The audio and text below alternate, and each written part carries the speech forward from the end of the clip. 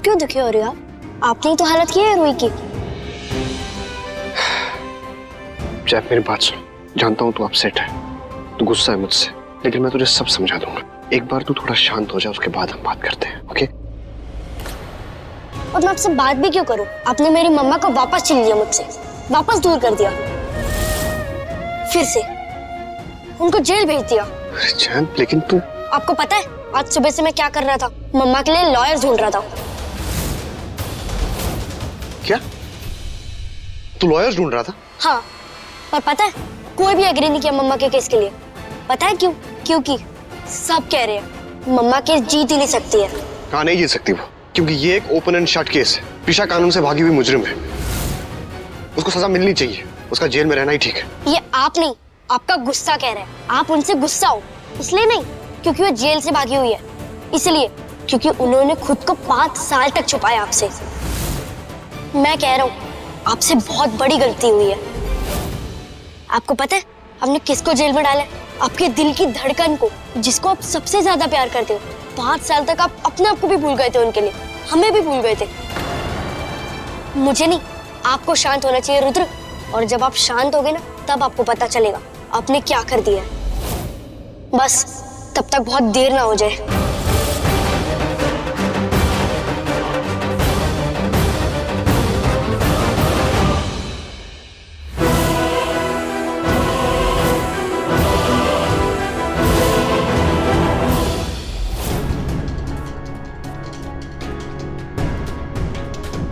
क्या हुआ सारांश, कोई लॉयर मिला प्रीशा का केस लड़ने के लिए?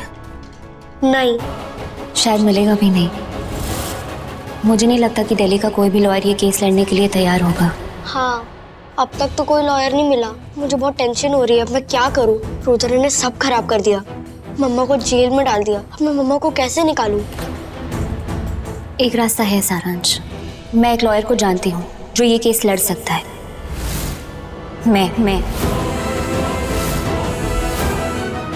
मैं ये केस लड़ूंगी प्रीशा के लिए।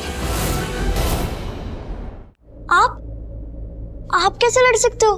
बेटा, एक्चुअली जब मेरी और रुद्र की शादी हुई ना, तब तुम बहुत छोटे थे, तो तुम्हें नहीं पता एज अ प्रोफेशन मैं एक लॉयर हूँ। इनफैक्ट अभी तक तो बहुत बड़ी लॉयर बन चुकी होती है, लेकिन रुद्र से मेरी शादी हो गई और फिर तुम्हें संभालना जो था, तो तुम्हारे लिए मैंने अपना करियर, अपना प्रोफेशन, सारे ड्रीम्स सब कुछ छोड़ दिया। तुम्हारे लिए अपनी लाइफ कमिट कर दी। तुम तो जानते हो मेरी और रुद्र की शादी किन हालातों में हुई थी। इनफैक्ट क्यों हुई थी? क्योंकि रुद्र को तुम्हारी कस्टडी मिले और तुम हमेशा के लिए रुद्र के साथ रह सको। कोर्ट तुम्हें कभी कस्टडी नहीं देगी, क्योंकि इस वक्त तुम बिल्कुल अकेले हो। ना ही कोई पत्नी है और ना ही इस बच्चे के लिए कोई माँ।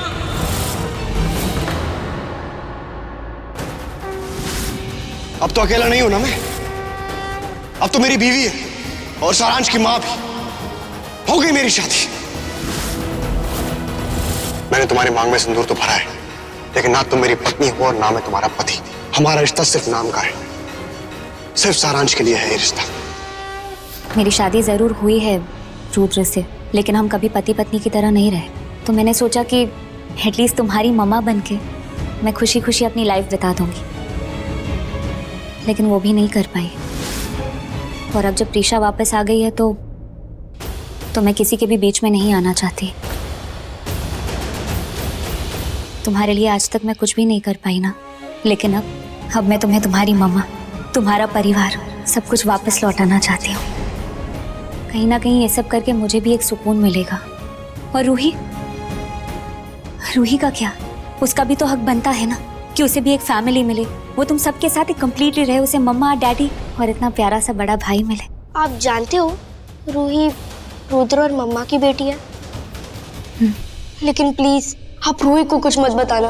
अगर उसको पता चल गया रुद्र ही उसके डैडी है, वो सह नहीं पाएगी। बहुत छोटी है वो समझेगी नहीं हमारी बात। जब उसको पता चलेगा वो डैडी है और उन्होंने मम्मा को जेल में डाला है, वो बहुत अपसेट हो जाएगी। प्लीज बस एक बार मम्मा जेल से बाहर आ जाए, मम्मा समझा देंगे रूही को। तब तक आप कुछ मत बोलना। ठीक है सारांश, नहीं बताऊंगी मैं। लेकिन रुद्र को अच्छा नहीं लगेगा आप मम्मा का केस लड़ रहे हो। रुद्र का नहीं पता, लेकिन प्रीशा वो मेरी बहन है और उसके लिए मैं ये जरूर करूंगी।